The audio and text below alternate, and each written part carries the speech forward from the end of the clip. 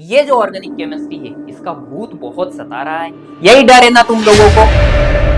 पिछले कई सालों में अगर आप देखोगे तो मैक्सिमम क्वेश्चंस आपके नेम रिएक्शन से ही आते हैं और ये जो रिएक्शन है ये बहुत ज्यादा नंबर में आपके पेपर में आपको दिला सकती है। ऑर्गेनिक रिएक्शंस को अगर आपको समझना है तो कॉन्सेप्ट कितना बड़ा रोल प्ले करने वाला है। फिर आखिरी में आपका जो ब्रह्मास्त्र का काम करेगा इस ऑर्गेनिक केमिस्ट्री को समझने में, ऑर्गेनिक रिएक्शन को समझने में, वो बेटा आपके लिए होने वाली है ट्रिक्स।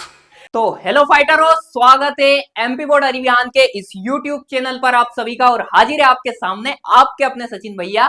क्योंकि बहुत सारे मैसेज, बहुत सारे कमेंट आ रहे थे कि भैया ये जो ऑर्गेनिक केमिस्ट्री है, ये जो कार्बनिक रसायन है, ये समझ में नहीं आ रही है। सारे चैप्टर पढ़ भी लिए हैं लेकिन अब भी ऐसा लग रहा है कि जितनी भी रिएक्शन है, जितनी भी रासायनिक अभिक्रियाएं हैं, दिमाग से सब कुछ गायब हो गई है, सब कुछ घुल गई है दिमाग के अंदर, बहुत सारा कंफ्यूजन हो गया है। और अब ये जो ऑर्गेनिक केमिस्ट्री है इसका भूत बहुत सता रहा है। यही डर है ना तुम लोगों को। अगर तुम्हें भी यही लगता है कि ये ऑर्गेनिक केमिस्ट्री तुम्हारे बस की बात नहीं है, तुम्हें ऐसा लग रहा है कि ये ऑर्गेनिक केमिस्ट्री तुम्हें बहुत टफ लग रही है और तुम्हें 95% लाने में ये ऑर्गेनिक केमिस्ट्री कहीं ना कहीं रुकावट डाल रही है, तो ये वीडियो तुम्हारे बहुत काम का होने वाला है। क्योंकि इसमें आज बेटा हम चर्चा करेंगे, हम समझेंगे कि कैसे इस ऑर्गेनिक केमिस्ट्री को बहुत आसान बना ले। वे कौन सी ट्रिक है, वे कौन से तरीके हैं जिनसे हम इन ऑर्गेनिक केमिस्ट्री यानी कार्बनिक रसायन की सारी रिएक्शंस को आसानी से याद कर ले, ताकि बोर्ड में जो हमें 95% का लक्ष्य है वहां तक पहुंचने में कोई दिक्कत न हो। अगर आपको भी ऐसा लग रहा है कि आपको ऑर्गेनिक केमिस्ट्री का कोई चैप्टर समझ में नहीं आ रहा है, कोई रिएक्शन है जो आप बार बार भूल रहे हो, तो कमेंट करके अभी मुझे बता दो कि वो कौन सा चैप्टर है, वो कौन सी रिएक्शन है जो तुम बार बार भूल रहे हो। तो आज के इस वीडियो में बेटा हम चर्चा करेंगे कि ऑर्गेनिक केमिस्ट्री को हमें पढ़ना किस तरह से है ताकि यह हमें लंबे समय तक याद रहे, फिर कोई कंफ्यूजन ना हो इस ऑर्गेनिक केमिस्ट्री को लेकर। ठीक है, तो चलिए फटाफट से शुरू करते हैं कि किस तरह से तुम्हें ऑर्गेनिक केमिस्ट्री पढ़नी है, यानी कि ऑर्गेनिक केमिकल रिएक्शंस को किस तरह से समझना है। भाई हिंदी वाले बच्चों के लिए भी लिख देते हैं कि कार्बनिक जो अभिक्रियाएं हैं, कार्बनिक रासायनिक अभिक्रियाएं हैं, कार्बनिक रासायनिक अभिक्रियाओं को तुम्हें किस तरह से पढ़ना है। इन कार्बनिक रासायनिक अभिक्रियाएं, जितनी भी अभिक्रियाएं हैं आपकी ऑर्गेनिक केमिस्ट्री में, इन अभिक्रियाओं को पढ़ने में तुम्हें क्या फॉलो करना है। तो देखो भाई, तुम कोई भी अभिक्रिया को अगर बार बार भूल रहे हो तो वो क्यों भूल रहे हो, या कोई भी ऑर्गेनिक केमिस्ट्री की रिएक्शन तुम्हें कंफ्यूजिंग बना रही है, कंफ्यूज हो रहे हो उस रिएक्शन को लेकर, तो वो क्यों हो रहे हो। तो उसके कुछ कारण हो सकते हैं। क्या कारण हो सकता है कि आपने कहीं ना कहीं उसको पढ़ने में कमी रखी हो सकता है कि वो रिएक्शन जब आप पढ़ रहे हो तो उसको आपने इतना बेहतर ढंग से नहीं समझा हो। हालांकि अगर कोई बच्चा अरिविहान से ऑर्गेनिक केमिस्ट्री पढ़ रहा है या अरिविहान का उसने सब्सक्रिप्शन लेकर वो बेच में प्रॉपर पढ़ रहा है, फिर तो उसे कार्बनिक रसायन में इतना ज्यादा परेशानी नहीं हो रही होगी, क्योंकि बहुत बेहतर तरीके से, बहुत बेस में जाकर रासायनिक अभिक्रियाओं को समझाइए। पर फिर भी मैं मान लेता हूं कि बहुत सारी रासायनिक अभिक्रियाएं हैं तो उन्हें समझने में, उनको इतनी सारी रासायनिक अभिक्रियाओं के होने की वजह से कहीं ना कहीं कंफ्यूजन आ गया होगा, और कंफ्यूजन की वजह से सारी केमिकल रिएक्शन एक दूसरे से ओवरलैप हो गई होगी तुम्हारे दिमाग के अंदर और सब कुछ बत्ती गुल लग रहा है। तो बेटा कार्बनिक रसायन में जितनी भी अभिक्रियाएं उनको पढ़ने के लिए आपको तीन चीजों का ध्यान रखना है। तीन चीजें वे कौन कौन सी है जो आपकी इस केमिकल रिएक्शन को याद रखने में तुम्हें मदद करेगी, तुम्हें आसानी करेगी। तो भाई केमिकल रिएक्शन आपको तीन बातें याद रखनी है कि जो भी कोई केमिकल रिएक्शन है उस केमिकल रिएक्शन का रिएक्टेंट क्या है, मतलब कि अभिकारक क्या है। देखो कोई भी हम रिएक्शन ले लेते हैं, मान लेते हैं एक बेसिक रिएक्शन ले लें कि ए और बी आपस में मिल रहे हैं और इससे सी और डी बन रहा है ना। तो यहाँ पर लेफ्ट साइड जो चीजें लिखी हुई रहती है उन्हें हम क्या बोलते हैं, अभिकारक बोलते हैं, उन्हें हम रिएक्टेंट बोलते हैं। अब ये तो बहुत बेसिक बात है, 11th 9th 10th से ही हम पढ़ते हुए आए हैं। तो ये अभिकारक क्या है, यानी कि इस कोई भी जो अभिक्रिया है उसका रिएक्टेंट क्या है, उसका अभिकारक क्या है। अगर ये बात आपको याद हो जाए तो आप पहली सीढ़ी पार कर जाओगे ऑर्गेनिक केमिस्ट्री की रिएक्शन को समझने की। दूसरी सीढ़ी क्या है भैया कि यहां पर इस एरो के ऊपर कोई भी चीज लिखी हुई होती है, वो चीज क्या होती है, उस अभिक्रिया की स्थिति के वो कम ताप पर हो रही है, ज्यादा ताप पर हो रही है, उसमें कैटलिस्ट यानी कि उत्प्रेरक क्या उपयोग में आ रहा है, उस रिएक्शन की कंडीशन बताती है हमें वो चीज जो एरो के ऊपर लिखी हुई होती है। तो दूसरी सीढ़ी क्या है हमें ऑर्गेनिक केमिस्ट्री को समझने की, कि भैया हमने याद कर लिया कि रिएक्टेंट क्या है, हमने याद कर लिया कि अभिकारक क्या, उसके बाद में हमें समझना है कि उस रिएक्शन की कंडीशन क्या है, उसमें कितना टेम्परेचर लग रहा है, उसमें रिएक्टेंट, उसमें जो आपका कैटलिस्ट क्या है। ये दूसरी सीढ़ी अगर आप पार कर गए, फिर आती है आपकी आखिरी और तीसरी अंतिम पड़ाव ऑर्गेनिक केमिकल रिएक्शन को समझने का, वो होता है उत्पाद यानी कि प्रोडक्ट, कि इस रिएक्शन से हमें क्या उत्पाद मिल रहा है। अगर आपने इन तीन चीजों को समझ लिया किसी भी केमिकल रिएक्शन के लिए, तो फिर कोई भी केमिकल रिएक्शन आपको आसान नहीं लगी।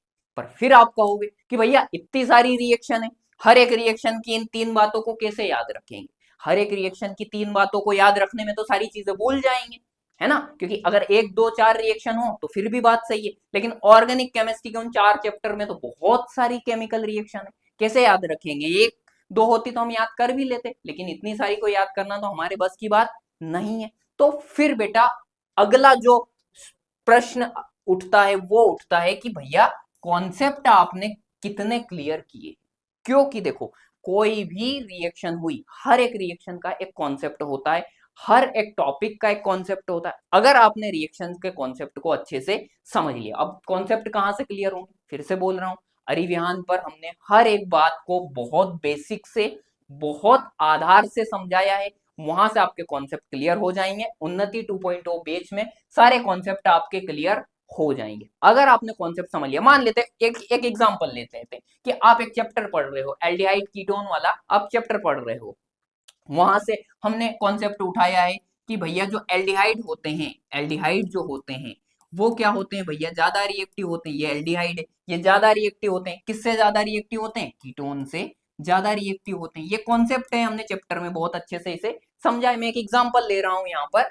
कि एल्डिहाइड जो होते हैं वो कीटोन से क्या होते हैं, ज्यादा रिएक्टिव होते हैं। क्यों ज्यादा रिएक्टिव होते हैं, क्योंकि एल्डिहाइड जो होते हैं, इन एल्डिहाइड में एक ही आर ग्रुप जुड़ा हुआ होता है। एल्डिहाइड में क्या होता है, एक ही आर ग्रुप जुड़ा होता है, जबकि कीटोन में 2 आर ग्रुप जुड़े हुए होते हैं, है ना। यहाँ पर क्या हो जाता है, स्टेरिक हिंड्रेंस की वजह से जो कीटोन होते हैं वो ज्यादा रिएक्शन नहीं करते, एल्डिहाइड जो होते हैं इजीली रिएक्शन कर लेते हैं। यानी कि एल्डिहाइड में जो आपकी सब्स्टिट्यूशन रिएक्शंस होगी वो क्या हो जाएगी, आसानी से हो जाएगी, जबकि कीटोन में नहीं होगी।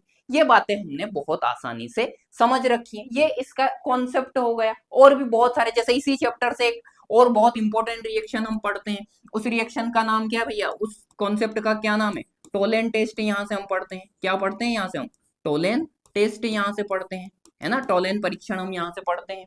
अब टोलेन परीक्षण में हमें सीधी सीधी बात कही जाती है कि ये जो टोलेन टेस्ट होता है ये सिर्फ किसके लिए होता है, एल्डिहाइड के लिए होता है। कीटोन यहाँ पर कोई अभिक्रिया नहीं करते हैं टोलेन के साथ में, कीटोन कोई भी अभिक्रिया नहीं करते, रिएक्शन नहीं करते। तो यहां से अगर हमने कॉन्सेप्ट को अच्छा स्ट्रॉन्ग कर लिया तो फिर हमें कोई भी दिक्कत नहीं आएगी उस रिएक्शन को याद रखने में। अब हमें एक बात यहां से समझ में आ गई कि टोलेन टेस्ट है तो सिर्फ कौन देंगे, एल्डिहाइड्स देंगे, है ना। ये एग्जांपल इसलिए मैं आपको बता रहा हूं ताकि आपको भी यहां से ये चीज समझ में आए कि इस ऑर्गेनिक रिएक्शंस को अगर आपको समझना है तो कॉन्सेप्ट कितना बड़ा रोल प्ले करने वाला है। आई बात समझ में।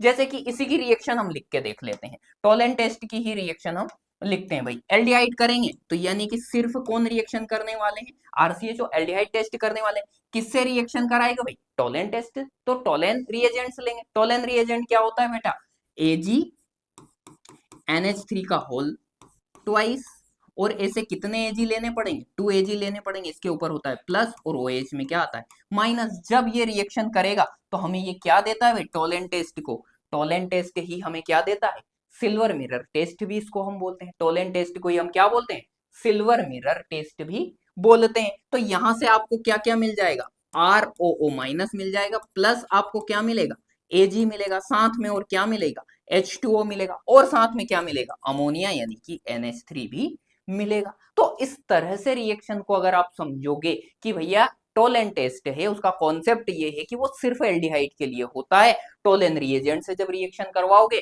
तो आपको क्या मिल जाता है, सिल्वर मिल जाता है। है ना। इसीलिए तो इसे हम क्या बोलते हैं, इसे हम रजत दर्पण परीक्षण भी बोलते हैं, सिल्वर मिरर टेस्ट भी इसे हम इंग्लिश में बोलते हैं। तो ये इसका कॉन्सेप्ट हो गया। अब जब आपको किसी भी रिएक्शन का, किसी भी टॉपिक का जो कि ऑर्गेनिक केमिस्ट्री से, अगर उसका कॉन्सेप्ट पता है, आपको पता है कि उसमें रिएक्टेंट क्या है, उसमें कैटलिस्ट क्या यूज हो रहा है, उसका प्रोडक्ट क्या बन रहा है, तो फिर वो बात आप आसानी से नहीं भूलोगे। आई बात समझ में। और बेटा ऐसे बहुत सारी रिएक्शन है जो हर बार पेपर में आपसे पूछी जाती है ना, क्योंकि ऑर्गेनिक केमिस्ट्री से क्वेश्चन कहां से बनते हैं, ऑर्गेनिक केमिस्ट्री में अगर आप देखोगे, पिछले कई सालों में अगर आप देखोगे, तो मैक्सिमम क्वेश्चंस आपके नेम रिएक्शन से ही आते हैं। टोलेंट टेस्ट हो गया, ये कैनिजारो हो गया, रोजनमुंडे हो गया, मैंने बहुत सारे ऐसे क्वेश्चन देखे, फिटिंग रिएक्शन हो गया, हुंस डीकर हो गया, सैंडमियर हो गया, फ्रिडल क्राफ्ट हो गया, ये सारी वे रिएक्शन है जो हर साल रिपीटेड आपसे पेपर में पूछी जाती है। और ये जो रिएक्शन है ये बहुत ज्यादा नंबर में आपके पेपर में आपको दिला सकती है। और भी बहुत सारे ऐसे एग्जांपल है, गटरमैन कॉक रिएक्शन हो गया, इटार्ड रिएक्शन हो गई। तो ये कहने का मतलब ये है कि कितनी इंपॉर्टेंस है इस ऑर्गेनिक केमिस्ट्री में नेम रिएक्शन, ऐसी रिएक्शन जो किसी पर्टिकुलर नाम से पहचानी जाती है, उन रिएक्शंस को याद करना, उन रिएक्शंस को याद करना, उनका कॉन्सेप्ट समझना आपको बहुत जरूरी हो जाएगा। आई बात समझ में। अब इन रिएक्शंस को तुम्हें कैसे याद करना है भैया, रिएक्शन को कभी भी बेटा पढ़कर मत याद करो, रिएक्शन को हमेशा लिख कर याद करो। जब आप रिएक्शन को लिखोगे तो वो लंबे टाइम तक तुम्हें याद रहेगी, लंबे टाइम तक फिर याद रहेगी। तो चीजें जब आप लिख लिख कर याद करोगे तो साथ में आपके लिखने की भी प्रैक्टिस हो रही है, आपका रिवीजन भी हो रहा है, और आपको ये भी पता चल रहा है कि मैंने इसको कहां पर गलती करी। फिर वो गलती आप आपकी बोर्ड परीक्षा में नहीं करोगे, बोर्ड एग्जाम में नहीं करोगे। तो याद रखना, केमिकल रिएक्शन, जो ऑर्गेनिक की जितनी भी केमिकल रिएक्शन है उन्हें हमें लिखकर याद करना है, उनका कॉन्सेप्ट समझना है। उनमें 3 बातें हमें याद रखनी है कि उस रिएक्शन का रिएक्टेंट क्या है, उस रिएक्शन की कंडीशन क्या है, और उस रिएक्शन का प्रोडक्ट यानी कि उत्पाद क्या बन रहा। फिर इसके बाद में एक छोटी सी प्रॉब्लम और आती है कि भैया नेम रिएक्शन आपने बता दिया, लेकिन इतनी सारी नेम रिएक्शन, इतनी सारी अलग अलग रिएक्शन है ऑर्गेनिक केमिस्ट्री में कि फिर से कंफ्यूज हो जाएंगे कि भैया मान लो इटार्ड ही लिखा है, इटार्ड रिएक्शन ही लिखी है, तो इस इटार्ड रिएक्शन को कैसे याद करें। इस इटार्ड रिएक्शन को याद भी कर लेंगे, लिख कर भी याद कर लेंगे, कहीं एग्जाम में कंफ्यूजन हो गए तो फिर क्या करेंगे। फिर आखिरी में आपका जो ब्रह्मास्त्र का काम करेगा इस ऑर्गेनिक केमिस्ट्री को समझने में, ऑर्गेनिक रिएक्शन को समझने में, वो बेटा आपके लिए होने वाली है ट्रिक्स। ट्रिक्स क्या होगी भैया, कुछ भी बेसिक ट्रिक्स। बेसिक ट्रिक्स कैसे बना लो, मान लेते हैं कि इटार्ड रिएक्शन है, मान लेते हैं कि इटार्ड रिएक्शन तुमको याद करनी है, तो इटार्ड रिएक्शन को याद करने की कोई ट्रिक बना लो, जैसे कि मैं ट्रिक से पढ़ाता हूं। जैसे कि क्या है इटार्ड रिएक्शन की ट्रिक भाई, कि इटारसी से ताई आई, कौन आई भाई, इटारसी से, इटारसी से ताई आई, और क्या किया ताई ने, देखो इटार्ड रिएक्शन पहले लिख लेते हैं, फिर उसकी ट्रिक से मैं आपको समझाऊंगा कि कितनी आसानी से हम इसे समझ सकते हैं। इटार्ड रिएक्शन क्या होती है मान लेते हैं, अभी आपको नहीं आती है, मैं लिखकर इसे बता देता हूं भाई, कि इटार्ड रिएक्शन में हम टोलुइन लेते हैं भाई। इटार्ड रिएक्शन में क्या लेते हैं, टोलुइन लेते हैं। इस टोलुइन, इटार्ड रिएक्शन में कौन लेते हैं, टोलुइन लेते हैं। इस टोलुइन की रिएक्शन हम किसके साथ में करवाते हैं, इस टोलुइन की रिएक्शन हम करवा देते हैं। इटार्ड रिएक्शन की रिएक्शन जब हम क्रोमाइल क्लोराइड के साथ में करवाते हैं तो हमें क्रोमियम का कॉम्प्लेक्स मिलता है, और एंड में हमें क्या मिल जाता है, बेंजल्डिहाइड मिल जाता है। ये आपकी इटार्ड रिएक्शन होती है। तो इसको याद रखने की ट्रिक क्या है भैया, इटारसी से ताई आई, मतलब कि इटार्ड रिएक्शन में किसको यूज में लेना है, टोलुइन को यूज में लेना है। तो ट्रिक बन जाएगी कि इटारसी से ताई आई, और क्या बनाया उसने, इटारसी से ताई आई और उसने रिंग बनाई भैया। तो ऐसी बहुत सारी ट्रिक्स होती है, इटार्ड रिएक्शन की हो गई। इसके बाद में कैनिजारो रिएक्शन है, कैनिजारो इंपॉर्टेंट रिएक्शन है, बार बार पूछी जाती है, तो इसके लिए भी आप ट्रिक बना सकते हो। ट्रिक इसके लिए भी, इसे भी ट्रिक से याद कर सकते हो। कैसे ट्रिक से याद करोगे, कि कैनिजारो रिएक्शन करने जाए फॉर्म डालकर बीए दो दो साथी, है ना। इसमें कैनिजारो रिएक्शन में क्या होता है भैया, एक बेंजेल्डिहाइड कौन किसमें होती है, कैनिजारो रिएक्शन जिनमें अल्फा हाइड्रोजन नहीं होता है, कि करने जाए फॉर्म डालकर बीए दो दो साथी, है ना। तो ऐसे बहुत सारी ट्रिक है, इससे भी आप इन रिएक्शन को समझ सकते हो। फिर आप कहोगे भैया कि ट्रिक, हर एक रिएक्शन की ट्रिक कहां से लाएं? तो अगर आपको लगता है कि भैया सारी रिएक्शंस की ट्रिक मुझे बता दो, सारी एक वीडियो में पूरी सारी रिएक्शन की ट्रिक बता दो, तो अभी कमेंट करके मुझे बताओ कि आपको कौन कौन सी ऐसी रिएक्शन है जो ट्रिक के साथ में समझनी है, जो नेम रिएक्शन है, जो आपको टफ लगती, जो आप बार बार भूल रहे हो। तो कमेंट करना, बताना मुझे कि कौन कौन सी रिएक्शन की आपको ट्रिक चाहिए, या आपको सारी रिएक्शन की अगर ट्रिक चाहिए तो सारी रिएक्शन का नाम कमेंट में बता देना, जिससे मैं आपको बहुत आसानी से इन सारी रिएक्शंस को ट्रिक के साथ में समझा दूंगा कि ट्रिक से इस रिएक्शन को कैसे लिखना है। आज का मेन हमारा मोटिव क्या है इस क्लास को लेने का या इस लेक्चर का, कि ऑर्गेनिक केमिस्ट्री की तैयारी हमें कैसे करनी है। तो सारी चीजें मैंने बता दी बेटा।